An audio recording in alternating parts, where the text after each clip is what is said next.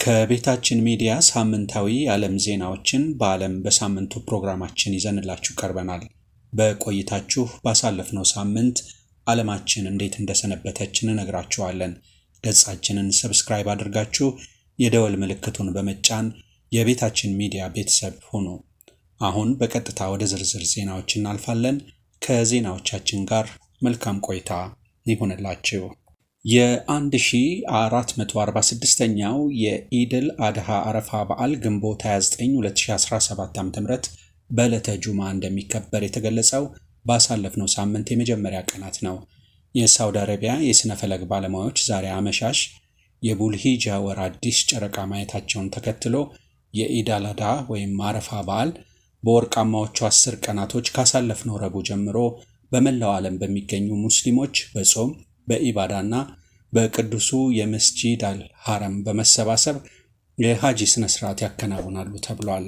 ኢትዮጵያ የዓለም አቀፉ አሸማጋይ ድርጅት መስራች አባል መሆኗ የተነገረን ባሳለፍነው ሳምንት የመጨረሻ ቀናት ላይ ነበር። በቻይና የሆንግ ኮንግ ልዩ አስተዳደርን በትናንትናው ዕለት በተካሄደ የፊርማ ስነ ስርዓት ላይ የውጭ ጉዳይ ሚኒስትር ጌዲዮን ጢሞቴዎስ ተገኝተው በቪዲዮ ባስተላለፉት መልእክት ኢትዮጵያ መስራች አባል ሆና መፈረሟ በመንግስታት መካከል የሚፈጠሩ ግጭቶችና አለመግባባቶችን በሰላማዊ መንገድ በሽምግልና ለመፍታት ያላትን ቁርጠኝነት የሚያረጋግጥ መሆኑን ገልጸዋል። የአፍሪካ ልማት ባንክ በተያዘው የአውሮፓ ዓመት የኢትዮጵያ ኢኮኖሚ 7 በመቶ እንደሚያድግ የሚጠበቅ መሆኑን አስታውቋል። ይህ እድገት ለሀገሪቱ የድህነት ቅነሳ፣ የመዋቅራዊ ሽግግር ሂደት ወሳኝ ምዕራፍ እንደሆነ ተገልጿል። ከኢትዮጵያ በተጨማሪ በዚህ ዓመት ኢኮኖሚያቸው በ7 በመቶ ያድጋል ተብለው ከሚጠበቁ የአፍሪካ ሀገራት መካከል ሴኔጋል፣ ሩዋንዳ እና ኒጀር ይገኙበታል። IMF ለኢትዮጵያ ከሚሰጠው ብድር ውስጥ $260 ሚሊዮን ሊለቅን የተባልነው ባሳለፍነው ሳምንት ነው። የኢትዮጵያና የዓለም አቀፉ የገንዘብ ድርጅት IMF ባለሙያዎች በተራዘመ የብድር አቅርቦት 3ኛ ግምገማ ላይ ከስምምነት ደርሰዋል። ግምገማው በIMF ስራ አስፈጻሚ ቦርድ ሲጸድቅ የኢትዮጵያ መንግስት ከዓለም አቀፉ ተቋም ከሚበደረው $3.4 ቢሊዮን ውስጥ $260 ሚሊዮን ይለቀቅለታል። የIMF ቦርድ ግምገማውን ከማጽደቁ በፊት የኢትዮጵያ መንግስት ከይፋዊ አበዳሪዎች ጋር የመግባቢያ ስምምነት ላይ ደርሳል ተብሎ ይጠበቃል። በኢትዮጵያ እሳተ ገሞራዎች ውስጥ እጅግ ብርቅዬ የሚባለው ሰማያዊ ፍካት ያለው ክስተት እየታየ መሆኑ ተዘግቧል። ይህ ክስተት ከኢንዶኔዥያ ጃቫ ግዛት ከውሃደ ኢጀን እሳተ ገሞራ ጋር ተመሳሳይነት እንዳለው ተገልጿል። እስከ 600 ዲግሪ ሴልሺየስ ወይም 1100 ዲግሪ ፋራናይት የሚደርስ ሙቀት ያላቸው እነዚህ ትኩስ ጋዞች በአየር ውስጥ ከሚገኘው ኦክሲጅን ጋር ሲገናኙ በእሳት ተያይዘው ደማቅ ሰማያዊ ነበልባል ይፈጥራሉ። የሚታየው ትክክለኛው ላቫ እንደ አብዛኞቹ እሳተ ገሞራዎች የተለመደው ቀይ ብርቱካንማ ቀለም ያለው ቢሆንም የሚቃጠለው የሰልፈር ነበልባል የሚያብረቀርቅ ሰማያዊ ላቫ ምስልን የሚፈጥር ሲሆን ይህም በሌሊት ብቻ የሚታይ አስደናቂ ትዕይንት እንደሆነ ተዘግቧል። ሳውዲ አረቢያ በድምሩ በ14 ሀገራት ዜጎች ላይ የብሎክ ቪዛ ማውጣትን በጊዜያዊነት ማገዷን አስታውቃለች። በእገዳው ሰለባ ሆነዋል ከተባሉት የአፍሪካ ሀገራት መካከል ኢትዮጵያ፣ ግብፅ፣ ናይጄሪያ፣ አልጄሪያ፣ ሱዳን፣ ቱኒዚያ እና ሞሮኮ ይገኙበታል። ከዚህ በተጨማሪ ኢንዶኔዥያ፣ ኢራቅ፣ ዮርዳኖስ፣ የመን፣ ህንድ፣ ፓኪስታን እና ባንግላዴሽ ተካተዋል። ይህ የቪዛ እገዳ አዲስ የጊዜያዊ የሥራ ቪዛ ማመልከቻዎችንና በመጠባበቅ ላይ ያሉትንም የሚመለከት ነው የተባለ ሲሆን በውጭ ዜጎች የሥራ ኃይል ላይ የተመሰረቱ የሳውዲ አረቢያ ዘርፎችን እንደሚጎዳ ተገልጿል። በማይናማር በአስቸጋሪ ሁኔታ ውስጥ የነበሩ 700 ኢትዮጵያውያን ወደ ሀገራቸው መመለሳቸው ተገለጸ። አሁንም በማይናማር የሚገኙ ዜጎቻችን ወደ ሀገራቸው ለመመለስ ኒው ዴሊ በሚገኘው የኢትዮጵያ ኤምባሲ በኩል ጥረት እየተደረገ መሆኑን የሚኒስትሩ ቃል አቀባይ አምባሳደር ነቢያት ጌታቸው በሰጡት ሳምንታዊ መግለጫ አስታውቀዋል። በተጨማሪም ከሚኒስትሩ ውክልና አለን በሚል በውጭ ሀገራት ስራ እናስቀጥራቸዋለን፣ እንዲሁም የትምህርት ዕድል እናመቻቻለን የሚሉ ሐሰተኛ ግለሰቦችና ተቋማት መኖራቸውን ገልጸው ህብረተሰቡ መንግስት ለጉዳዩ መፍትሄ እስኪሰጥ እንዲጠነቀቅ አሳስበዋል።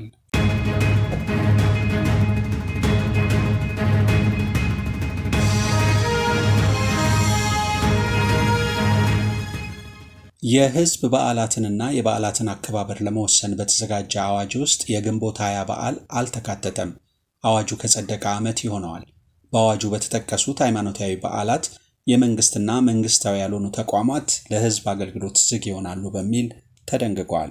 ግንቦት 20 ብሔራዊ በዓል ሆኖ ከመከበር ከአንድ ዓመት በፊት በወጣ የበዓል ቀናት አዋጅ መሰረዙ የሚታወቅ ቢሆንም ግንቦት 20 በትግራይ ስራ ተዘግቶ ተከብሯል። ነገር ግን ከወራት በፊት በጸደቀው የህዝብ በዓላትና የበዓላት አከባበር ለመወሰን በወጣው አዋጅ በልማድ ሲከበር የቆየው ግንቦት 20 ብሔራዊ በዓልነቱ ቀርቷል። ይህ በእንዲህ እንዳለ ግንቦት 20ን በማስመልከት የአሜሪካ የስቴት ዲፓርትመንት በአሜሪካ መንግስት ስም ለ34ኛው የነጻነት ቀናችሁ እንኳን አደረሳችሁ ብሏል። የስቴት ዲፓርትመንት መግለጫ ዩናይትድ ስቴትስ ከ100 ዓመት በላይ የቆየውን የዲፕሎማሲያዊ ግንኙነታችንን ታደንቃለች፣ ተጨማሪ የብዙ ዓመታት ትብብርና ጓደኝነትም በጉጉት ትጠብቃለች ብሏል። የአሜሪካ መንግስት በንግድና ኢንቨስትመንት የኢኮኖሚ እድገት ለማስተዋወቅና ሰላምን ለማራመድ በሚደረገው ጥረትን ጨምሮ በሌሎች የጋራ ጉዳዮች ላይ ከኢትዮጵያ ጋር ለመስራት ዝግጁ ነኝ ሲልም አክሏል። ዋነኛ የዝናብ ወቅታቸው ክረምት በሆኑ አካባቢዎች በመጪው ክረምት ከመደበኛ በላይ ዝናብ እንደሚገኝ የኢትዮጵያ ሜትሮሎጂ ኢንስቲትዩት አስታወቀ።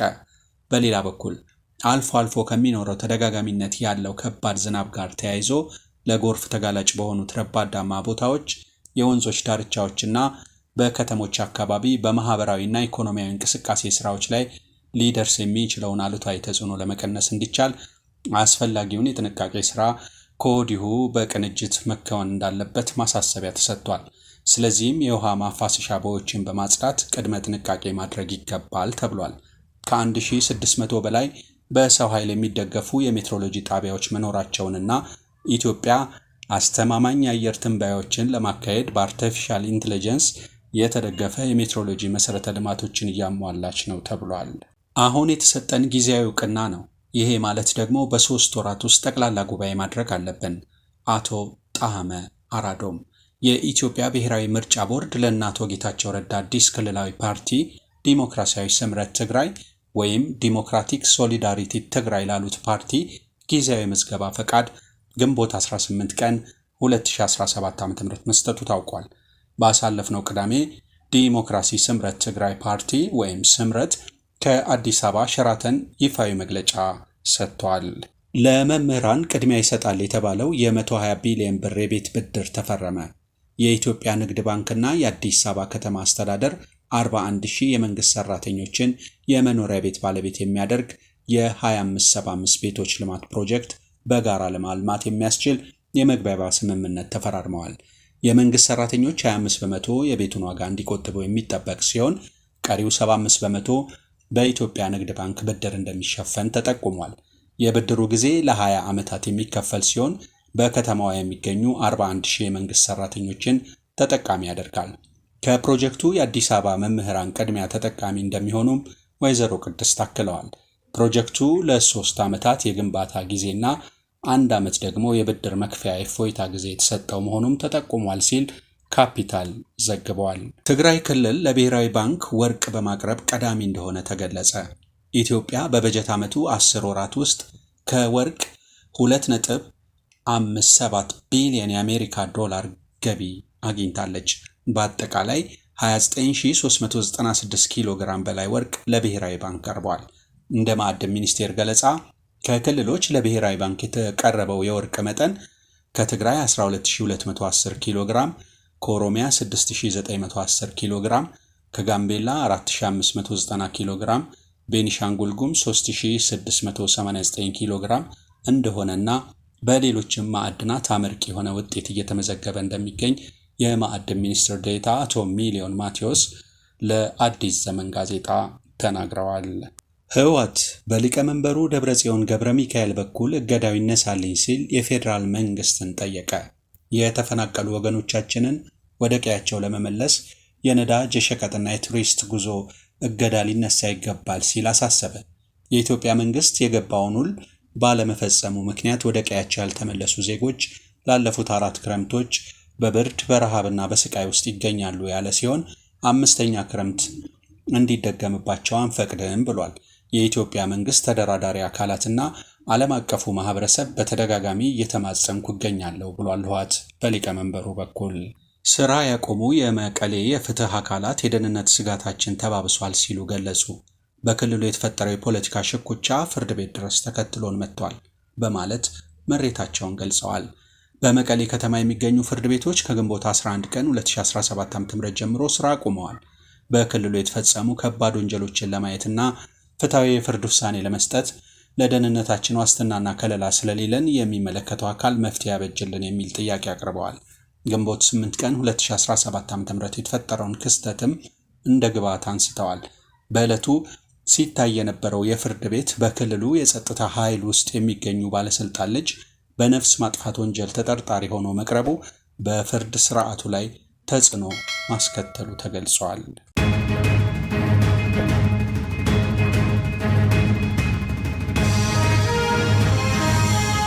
የኤርትራው ፕሬዝዳንት ኢሳያስ አፈወርቂ በ34ኛው የኤርትራ ነጻነት በዓል ላይ ባደረጉት ንግግር በኢትዮጵያ መንግስት ላይ ጠንካራ ትችት መሰንዘራቸው ተሰምቷል። የውሃ ጉዳይ፣ አባይና ቀይ ባህር፣ የባህር በር ማግኘት፣ የኦሮሞ ህዝብን የማይወክል የኦሮሞማ አስተሳሰብ፣ የኩሽና የሴም ግጭት፣ የአፋር ህዝብና መሬትን ለዚህ አጀንዳ መጠቀም እንዲሁም ጦርነት በሰፊው መቀስቀስ ነው በማለት ተከስተዋል። ይህንን ለማሳካት ፕሬዝዳንት ኢሳያስ የውጭ ኃይሎች ባሏቸው እገዛ የኢትዮጵያ መንግስት የጦር መሳሪያ ግዥና የወታደራዊ ዝግጅት ላይ እንደሆነ ባደረጉት ንግግር ጠቅሰዋል። ለፕሬዝዳንት ኢሳያስ ንግግር ከማንም ቀድሞ ጀዋር መሐመድ መልስ ሰጪ ሆኗል። ፕሬዝዳንት ኢሳያስ የቀድሞ የጦር አጋራቸውን አብይ አህመድን የኦሮሞን ጥቅም የማይወክል ነው፣ የኦሮሞማ ርዕዮተ ዓለም የሚያራምድ በማለት ከሰዋል። ካለ በኋላ በዚህ ንግግር ደስተኛ አለመሆኑን አስታውቋል። ኦሮሞማ የፖለቲካ ርዕዮተ ዓለም አይደለም ያለው ጀዋር ይህ የኦሮሞ ማንነትና የባህል መግለጫ ቃል መሆኑን አስረድቷል። ፕሬዝዳንት ኢሳያስ ከ7 ዓመታት በኋላ አብይ የኦሮሞን እሴት እንደማይወክል በማመናቸው ደስተኛ መሆኑን አስታውቋል። በአፍሪካ ቀንድ ሌላ አውዳሚ ጦርነት ከመምጣቱ በፊት የሚመለከታቸው አካላት እርምጃ መውሰድ አለባቸው ሲል አሳስቧል። ይህ በእንዲህ እንዳለ የኤርትራ ጦር እየመከረ መሆኑ ተነገረ። የኤርትራ መከላከያ ሰራዊት የእዝ አዛዦች በሁሉም የኤርትራ ግዛቶች አንድነታችን ትጥቃችን በሚል መሪ የኢሳያስ ሙሉ ካቢኔ ለውይይት ተቀምጧል። የሰራዊት አዛዦች፣ የሚኒስቴር መስሪያ ቤት ኃላፊዎች፣ ባለስልጣናትና የብሔራዊ ደህንነት ተወካዮች በተገኙበት በሁሉም የኤርትራ ግዛቶች ዛሬም የቀጠለ ተከታታይ ውይይት እየተካሄደ ነው። ከኤርትራ ጉዳይ ሳንወጣ ኢትዮጵያ ከጎረቤት ሀገራት ለሚሰነዘርባት ዘለፋ ምላሽ የመስጠት ፍላጎት እንደሌላት የውጭ ጉዳይ ሚኒስቴር ዘግይቶ ያስታወቀው ባሳለፈው ሳምንት ነው። ሚኒስትሩ ይህን ያስታወቀው ግንቦት 21 ቀን 2017 ዓ.ም በወቅታዊና ዓለም አቀፋዊ ጉዳዮች ላይ በሰጠው ሳምንታዊ መግለጫ ላይ ነው። ከሰሞኑ የኤርትራው ፕሬዝዳንት ኢሳያስ አፈወርቂ የኤርትራን 34ኛ ዓመት የነጻነት ቀን ባከበሩበት ወቅት ኢትዮጵያን በተመለከተ ሰፋ ያለ ንግግር ያደረጉ ሲሆን ይህም በርካታ ኢትዮጵያውያንን እንዳስቆጣ ተጠቅሷል። ኢትዮጵያ በሰከነ ዲፕሎማሲያዊ መንገድ ከጎረቤት ሀገራት ጋር ግንኙነቷን እንደምትቀጥል ቃል አቀባዩ አምባሳደር ነቢያት ጌታቸው አስገንዝበዋል። ኤርትራ ግን ዘለፋዋን በመቀጠል በማስታወቂያ ሚኒስቴር ይፋዊ የኤክስ የቀድሞ ትዊተር ገጽ ላይ ለጥፋለች። ኢትዮጵያ በአፍሪካ ቀንድ ያላትን ጂኦፖለቲካዊና ስትራቴጂካዊ ጠቀሜታ እንዲሁም የሕዝብ ብዛት በመጥቀስ አስፈላጊ ሀገር ናት ያለው የኤርትራ ማስታወቂያ ሚኒስቴር፣ ይሁን እንጂ ኢትዮጵያ በብልጽግና ፓርቲ አገዛዝ ስር ከወደቀች በኋላ ታይቶ በማይታወቅ ትርምስ ውስጥ ገብታለች ሲል ጽፏል። የኢትዮጵያ ዜጎች የሀገራቸው ሉዓላዊነትና አንድነት እየተደፈረ መሆኑ በእጅጉ እንዳሳሰባቸው ገልጿል። በትግራይ ክልል ከ2020 እስከ 2022 ከባድ ጦርነት መደረጉን ሲገልጽ፣ በአማራ ክልል ህዝቡ ሰብአዊ መብቱንና ሀገራዊ አንድነቱን ለማስከበር ብቸኛ አማራጭ አድርጎ ወደ ትግል ገብቷል። የኦሮሚያ ክልልም ከጥይት ድምፅ አልወጣም ሲል መግለጫው ተሳልቋል። የኤርትራ ማስታወቂያ ሚኒስቴር የብልጽግና መንግስት በዋና ከተማው ብቻ ተወስኖ በህገ መንግስቱ ስም እየዘፈነ ያሉትን ችግሮች ችላ ማለትን የመረጠ ይመስላል ሲል ዘለፋውን ቀጥሏል። የኢትዮጵያ መንግስት ኤርትራ እያራመደች ያለችውን ተከታታይ ዘለፋ በተመለከተ ምላሽ ሳይሰጥ የቆየ ቢሆንም ባሳለፍነው ቅዳሜ የኢፌዴሪ መከላከያ ሚኒስትር ወይዘሮ አይሻ ለኤርትራው መሪ ይፋዊ ማስጠንቀቂያ ሰጥተዋል። መከላከያ ሰራዊታችን የተዘጋጀው ቤታችን ላሉ የሌሎችን ምክር እየሰሙ እዚህም እዚያም ጠብ ለሚጭሩ ትናንሽ ቡድኖች ሳይሆን በተሳሳተ ስሌት የኢትዮጵያን ብሔራዊ ጥቅምና ክብር ለሚዳፈሩ ሀገራት ነው ሲሉ አስጠንቅቀዋል። ለእነዚህ ትናንሽ የሰፈር ቡድኖች ሚሊሻው በቂ ነው ሲሉ አክለዋል። ኤርትራ ሀገር ነው ብሎ ለመጥራት የማይቻል ህዝቡ በፍርሃት ተሸብቦ የሚኖርባትና ተሰዶ ያለቀባት ሀገር መሪ በዚህ ልክ ስለ ኢትዮጵያ ለመናገር መድፈሩ የተለመደ የነሱ ባህሪ ነው ሲሉ የኢፌዴሪ መከላከያ ሚኒስትር ወይዘሮ አይሻ መሐመድ ተናግረዋል። ይህ በእንዲህ እንዳለ ባሳለፍነው ሳምንት የኤርትራው የተቃዋሚ እንቅስቃሴ ብርጌድ ንሓመዱ ከሰሞኑ በኢትዮጵያ ውስጥ ለሚገኙ አባላቶቹ ወታደራዊ ስልጠና መስጠት መጀመሩ ተነግሯል። በኢትዮጵያ መንግስት እንደሚደገፍ የሚነገርለት ይህ ቡድን በየካቲት 2017 ዓ.ም በአዲስ አበባ የከፈተውን ቢሮ ለወታደራዊ ማዕከላዊ ጽህፈት ቤትነት የመጠቀም እቅድ እንዳለው ባሳለፍነው ሚያዝያ ወር ለቢቢሲ አማርኛ ገልጾ ነበር። ብርጌድ ንሓመዱ በኢትዮጵያ በሁለት ቦታዎች ወታደራዊ ስልጠና መጀመሩ ሲነገር ቦታዎቹ በሚስጥር ተይዘዋል። ከቅርብ ጊዜ ወዲህ ጸምዶ በሚል እንቅስቃሴ መፈጠሩ በማህበራዊ ሚዲያ በስፋት እየተሰራጨ ይገኛል። ይህንን ተከትሎም ካለፈው ሳምንት ጀምሮ የኤርትራ ወታደሮች ከአንዳንድ የትግራይ መሬቶች ለቀው መውጣታቸውንና የሁለቱ ሀገራት ድንበርም መከፈቱን የሚገልጹ መረጃዎች እየወጡ ይገኛሉ። ቢቢሲ ምንጮቹን ገልጾ ባሰራጨው ዘገባ የኤርትራ ወታደሮች ከዛላምበሳ፣ ራማ፣ ሽራሮና ባድመ አለመውጣታቸውን እንዳረጋገጡለትም አስረድቷል።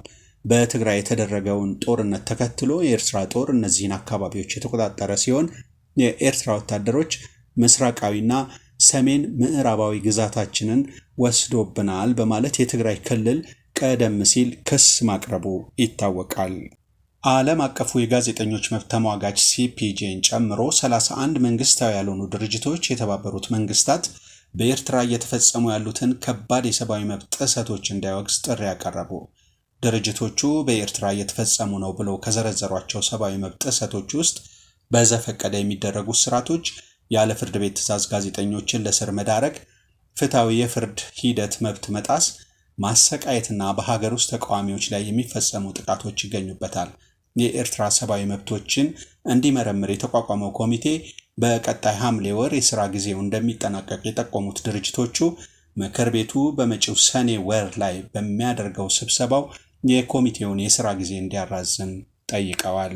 በሌላ ዜና ዓለም አቀፉ የጋዜጠኞች መብት ተሟጋች ሲፒጄ የጅጅጋ ቴሌቪዥን ኔትወርክ መስራች ጋዜጠኛ አህመድ አውጋ ባልጻፈው የፌስቡክ ጽሑፍ ምክንያት የ2 ዓመት እስራት ስለተፈረደበት የተሰማውን ጥልቅ ሐዘን በዕለታዊ መረጃው አካቶ አስነብቧል።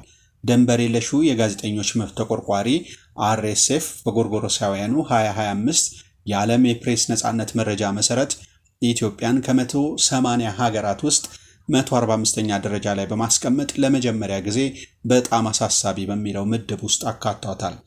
ሲፒጄም በ2024 የጋዜጠኞች እስር ሪፖርቱ ኢትዮጵያ በአፍሪካ ጋዜጠኞችን በከፋ ሁኔታ ከሚያስሩ ሀገሮች መካከል መካተቷን አስታውቋል። ዘገባው የዜና ኢትዮጵያ 24 የቴሌግራም ቻናል ነው።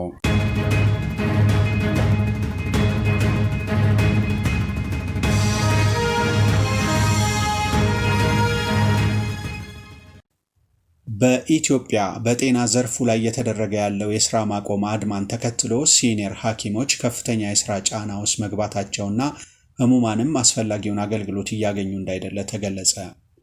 የደሞዝ ማስተካከያን ጨምሮ ሌሎች ጥያቄዎችን ይመለሱልን ሲሉ የጤና ባለሙያዎች በሀገር አቀፍ ደረጃ እያደረጉት ያለው የስራ ማቆም አድማ 3ኛ ሳምንቱን በያዘበት በአሁኑ ወቅት በተለያዩ የሀገሪቱ አካባቢዎች በሚገኙ ሆስፒታሎች የሚሰሩ ሲኒየር ሐኪሞች ከፍተኛ የስራ ጫና ውስጥ መግባታቸውንና ህሙማንም አስፈላጊውን አገልግሎት እያገኙ አለመሆኑን ገልጸዋል። የጤና ጉዳይ ለነገ የሚባል ስላልሆነ እንጂ በግል ጤና ተቋማት ክፍያው ከአቅማችን በላይ ነው አሉ የጤናው ዘርፍ ተገልጋዮች። ከሰሞነኛው የጤና ባለሙያዎች ጥያቄ ጋር ተያይዞ ሐኪሞች ስራ ካቆሙባቸው ተቋማት አንዱ የሆነው የሐዋሳ ዩኒቨርሲቲ ኮምፕሬሄንሲቭ ስፔሻላይዝድ ሆስፒታል አሁንም ድረስ ሙሉ አገልግሎት እየሰጠ አለመሆኑን ቲክፋ ኢትዮጵያ በቦታው በመገኘት አረጋግጧል። በሆስፒታሉ አቅራቢያና በሐዋሳ ከተማ ባሉ ሌሎች የግል ሆስፒታሎችና የሕክምና ተቋማት ተዛውሮ ባደረገው ምልከታ በአንጻራዊነት የተገልጋይ ቁጥር በግሉ ዘርፍ መጨመሩ ታይቷል። ምዕራብ ጎንደር ዞን መተማና በሰሜን ጎንደር ዞን ደባርቅ አጠቃላይ ሆስፒታሎች 20 የጤና ባለሙያዎች ከታሰሩ ከ10 ቀናት በላይ እንደሆናቸው የሥራ ባልደረቦቻቸው ለቲክቫ ኢትዮጵያ ገለጹ። ስማቸው እንዳይጠቀስ የጠየቁን በደባርቅ ሆስፒታል የሚሰሩ ሐኪሞች ለቲክቫ ኢትዮጵያ እንደተናገሩት 8ቱ የጤና ባለሙያዎች የታሰሩት በሀገር አቀፍ ደረጃ በሐኪሞች እየተነሳ ያለውን መሰረታዊ ጥያቄ ይዛችሁ ፊት የወጣችሁት እናንተ ናችሁ ተብለው ነው። የሙያ አጋሮቻቸው ስራቸውን ሳያቆሙ ሆስፒታሉ ስራ አለማቆሙን አሳይተው ታሳሪዎች እንዲፈቱ ለአካባቢው ባለስልጣናት ሽማግሌ ቢልኩም ሌላ ግንኙነት አላቸው በማለት ሊለቋቸው አልቻሉም ብለዋል። በተመሳሳይ በመተማ ሆስፒታል 12 ባለሙያዎች በገንዳዋ ፖሊስ ጣቢያ ታስረው ይገኛሉ ተብሏል። ከ10 ቀን በላይ ፍርድ ቤት አለመቅረባቸው ተረጋግጧል። የታሰሩበት ፖሊስ ጣቢያ ጠባብ ከመሆኑ በተጨማሪ ከፍተኛ ሙቀት ታክሎበት የጤና እክል እየገጠማቸው እንደሆነ በወዳጅ ዘመዶቻቸው ተገልጿል። የአማራ ጤና ባለሙያዎች ማህበር መረጃው እንዳለው ገልጾ ጉዳዩን እየተከታተልኩ ነው ሲል ለቲክቫ አሳውቋል። የኢትዮጵያ ጤና ባለሙያዎች ማህበር በበኩሉ ጤና ባለሙያዎች ለዘመናት ሲያነሷቸው የቆዩ ጥያቄዎች በውይይትና በድርድር ይፈቱ ሲል መጠየቁን ቀጥሏል። ማህበሩ በፈጠራ የወንጀል ክስና ምክንያታዊ ባልሆነ ጥርጣሬ በእስር የሚገኙ ጤና ባለሙያዎች እና ሰራተኞች ያለምንም ቅድመ ሁኔታ ከስር እንዲፈቱ፣ በጤና ባለሙያዎች ላይ እየደረሱ ያሉ ከስራ መሰናበት፣ አዲስ ቅጥር ማውጣት፣ ዛቻና ማስፈራራት በአስቸኳይ እንዲቆም ከሁሉም ሙያ ማህበራት፣ ከሲቪክ ማህበረሰብ አባላት፣ ከመንግስት ስራ ኃላፊዎች የተውጣጣ የድርድር አፈጻጸሙን የሚከታተል ኮሚቴ ተዋቅሮ ወደ ስራ እንዲገባ፣ ማንኛውንም ሰራተኛ ኢትዮጵያ ፈርማ በተቀበለቻቸው ዓለም አቀፍ ህግጋት እንዲሁም በፌዴሪ ህገ መንግስት ላይ በተደነገገው መሰረት መብቱን የመጠየቅ ዋስትና እንዲሰጠው ሲል ጠይቋል። ከ2000 በላይ ኤክስፖርተሮች የቻይናን መስፈርት በማሟላት የግብርና ምርቶችን እንዲልኩ ማድረግ መቻሉን የግብርና ባለስልጣን አስታወቀ። ወደ አውሮፓና ወደ ተለያዩ የዓለም ሀገራት ሰሊጥ፣ ቦሎቄና ቡና የሚልኩ ኤክስፖርተሮችን በመመዝገብ የመላክ ሂደቱን ባለስልጣኑ እንደሚከታተል ዋና ዳይሬክተር አምባሳደር ድሬባ ኩማ ገልጸዋል። ተቋሙ ምርቶች ላይ ክፍተቶችን ሲያገኝ ኢትዮጵያን ወክሎ የሚከራከር መሆኑንም ተናግረዋል። ወደ ዓለም አቀፍ ገበያዎች የሚላኩ ምርቶች ከበሽታ ነፃ እንደሆኑና የተቀባይ ሀገራት መስፈርቶችን እንደሚያሟሉ የማረጋገጥ ስራ እየተሰራ ነው ማለታቸውን ከፕሬስ ያገኘነው መረጃ ጠቁመዋል። የወሎ ዲሞክራሲያዊ ፓርቲ ወሎ ራሱን ችሎ ክልል እንዲሆን ለምክክር ኮሚሽኑ አጀንዳ ቀረበ። በትናንትናው ዕለት በተጀመረው የሀገራዊ ምክክር ኮሚሽን የፌዴራል ተቋማትና ማህበራት የምክክር አጀንዳ ማሰባሰብ ላይ የወሎ የክልልነት ጥያቄ ለኮሚሽኑ አጀንዳ ሆኖ መቅረቡን ጣቢያችን ሰምቷል። በምክክር ሂደቱ እየተሳተፉ ካሉ የፌዴራል ተቋማት አንዱ የሆነው የወሎ ዲሞክራሲያዊ ፓርቲ ጥያቄውን ማቅረቡን አራዳ በቦታው ተገኝቶ አረጋግጧል። የዓለም የምግብ ፕሮግራም በኢትዮጵያ ለተረጂዎች እየሰጠ ያለው የሰብአዊ እርዳታ በሰኔ ወር ሊቆም እንደሚችል አስታወቀ። የተባበሩት መንግስታት የዓለም ምግብ ፕሮግራም WFP ባጋጠመው የገንዘብ ድጋፍ እጥረት ሳቢያ በተያዘው ዓመት ሰኔ ወር ላይ በኢትዮጵያ በማካሄድ ላይ ያለውን የእርዳታ አቅርቦት ሊያቋርጥ እንደሚችል አስጠነቀቀ። ለተረጂዎች የሚያከፋፍለው የምግብ እርዳታ መጠን በስታንዳርዱ መሰረት አንድ ተረጂ እንዲያገኝ ከሚጠበቀው በታች 65% ብቻ መሆኑን አመላክቷል። በየካቲት ወር ለተረጂዎች ያከፋፍል የነበረው መጠን ከስታንዳርዱ ባነሰ መጠን ግን ደግሞ 80% እንደነበር አስታውቋል። በኢትዮጵያ አሁንም የቀጠሉት ግጭቶች፣ ድርቅ፣ ጎርፍና የዋጋ ግሽበት በሀገሪቱ ያለውን የምግብ ዋስትና ችግር እያባባሱት ነው ብሏል። ዶክተር ከማል እድሪስ ቃለ መሐላ ፈጽመው የሱዳንን ጠቅላይ ሚኒስትርነት ስልጣን በይፋ ተረከቡ። በፖርት ሱዳን በተደረገው ስነ ስርዓት ዶክተር ከማል በሀገሪቱ ህገ መንግስት ላይ እጃቸውን አሳርፈው ቃለ መሐላ መፈጸማቸው ተዘግቧል። ቃለ መሐላውን ያደረጉት የሉዓላዊ የሽግግር ምክር ቤቱ ሊቀመንበር ጄኔራል አልቡርሃን ፊት መሆኑን ሱና ዘግቧል። ህንድ በ2025 የዓለም አራተኛ ትልቁ ኢኮኖሚ ትሆናለች አለ IMF። የዓለም የገንዘብ ድርጅት IMF በሚያዝያ 2025 ባወጣው የዓለም ኢኮኖሚ ትንበያ ሪፖርት መሰረት ህንድ በ2025 መጨረሻ በ2025-26 የበጀት ዓመት የዓለም አራተኛ ትልቁ ኢኮኖሚ እንደምትሆን አስታወቀ። ከጥቂት ዓመታት በፊት ህንድ እንግሊዝን በመቅደም አምስተኛ ትልቁ ኢኮኖሚ ሆና የነበረ ሲሆን አሁን ደግሞ ጃፓንን በመብለጥ በዓለም ትልቁ 10 ኢኮኖሚዎች ዝርዝር ውስጥ ወደ 4ኛ ደረጃ ከፍ ለማለት ተቃርባለች ብሏል።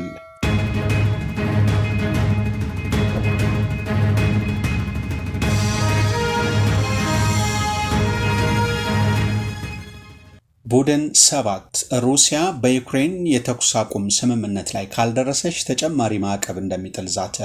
የቡድን 7 በዚህ ሳምንት የውጭ ጉዳይ ሚኒስትሮች በተሰበሰቡበት በካናዳ ሮኪ ተራሮች ላይ ጉባኤውን ሲያጠናቀቅ የፋይናንስ ኃላፊዎች በሰጡት የጋራ መግለጫ እንደተናገሩት የሩሲያን የቀጠለውን አረመኔያዊ ጦርነት በዩክሬን ለማስቆም የተደረገው ጥረት ከከሸፈ ቡድኑ ሞስኮን ወደ ኋላ እንድትመለስ እንዴት ማድረግ እንዳለበት ይመለከታል ብለዋል።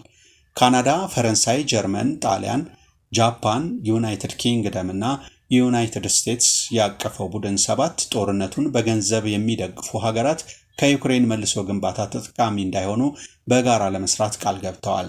ነገር ግን ቡድኑ ቻይናን ጨምሮ በጦርነቱ ውስጥ የጦር መሳሪያ ያቀርባሉ ያላቸውን ሀገራት ስም ከመጥራት ተቆጥቧል።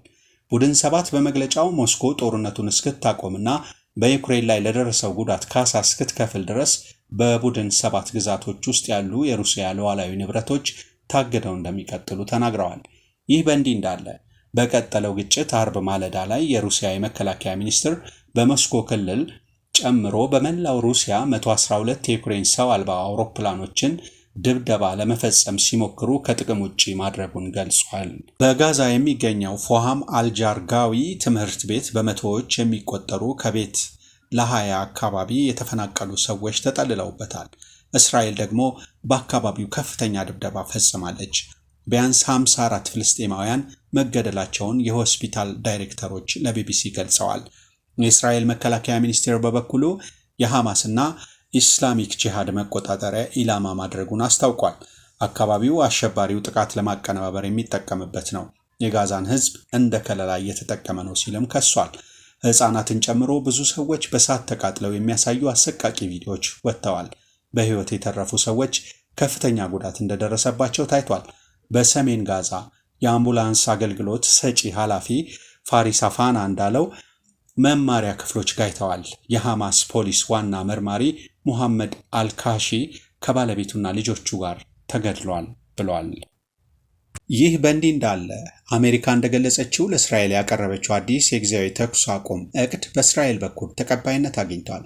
የዶናልድ ትራምፕ ልዩ መልእክተኛ ስቲቭ ዊትኮፍ በዚህ ሳምንት መጀመሪያ ላይ እንደገለጹት በሐማስና እስራኤል መጠነኛ ስምምነቶች ተፈጥረው የታገቱ ሰዎች ወደ ቤታቸው ሊመለሱ እንደሚችሉ ያላቸውን ተስፋ ገልጸው ነበር። አሁን ደግሞ የዋይት ሃውስ ፕሬስ ሴክሬታሪ ካሮሊን ሊቬት ለጋዜጠኞች እንዳሉት እስራኤል አዲሱን የጊዜያዊ የተኩስ አቁም እቅድ ተቀብለዋለች። ሐማስ በበኩሉ ምላሽ ለመስጠት አዲሱን ፕሮፖዛል በደንብ ለማጥናት ጊዜ እንደሚያስፈልገው አሶሺየትድ ፕሬስ ዘግበዋል። የአሜሪካ ፌዴራል ንግድ ምክር ቤት የዶናልድ ትራምፕን በሀገራት ላይ ከፍተኛ ታሪፍ የመጫን እንቅስቃሴ አገደ። መሰረቱ በማንሃታን የተደረገው ፍርድ ቤት ፕሬዝዳንት ትራምፕ ስልጣናቸውን ያለአግባብ ተጠቅመዋል፣ የሀገሪቱን የንግድ ፖሊሲ በግል ፍላጎታቸው ላይ ተመስርተው በመዘወር የአሜሪካንን ኢኮኖሚ ቀውስ ውስጥ ከተዋል ብሏል። በተጨማሪም በቻይና፣ ካናዳና ሜክሲኮ ላይ የጨመሩት የተናጠል ከፍተኛ የታክስ ጭማሪ ማገዱን ፍርድ ቤቱ አስታውቋል። እንዲሁም የዓለም አቀፍ የንግድ ፍርድ ቤት በነጩ ቤተ መንግስት የተጠየቀውን የአስቸኳይ ጊዜ ሕግ ትራምፕ በሁሉም ሀገራት ላይ ታሪፍ እንዲጥሉ የአንድ ወገን ስልጣን እንደማይሰጥም ገልጿል። ውሳኔውን ነጩ ቤተ መንግስት በምክትል ሴክሬታሪያት ኃላፊ በኩል ተቃውሟል። ዘገባው የዘጋርዲያን ነው። የአሜሪካ ፕሬዝዳንት ዶናልድ ትራምፕ አስተዳደር በውጭ ሀገሮች የሚገኙ ኤምባሲዎቹ የተማሪዎች የቪዛ ቀጠሮ እንዳይሰጡ አዘዘ። የአመልካቾችን የማህበራዊ ሚዲያ ገጾች የማጣራት ሂደት ለማስፋት በዝግጅት ላይ እንዳለ ያስተዋወቀው አስተዳደሩ ለተማሪዎች የቪዛ ቀጠሮ እንዳይሰጥ በጊዜያዊነት አግዷል። የውጭ ጉዳይ ሚኒስትሩ ማርኮ ሩቢዮ መልእክት በሰፈረበት ለዲፕሎማቲክ ማህበረሰብ በተላከ ማስታወሻ ላይ እገዳው ተጨማሪ መመሪያ እስኪወጣ ድረስ ይቆያል ተብሏል።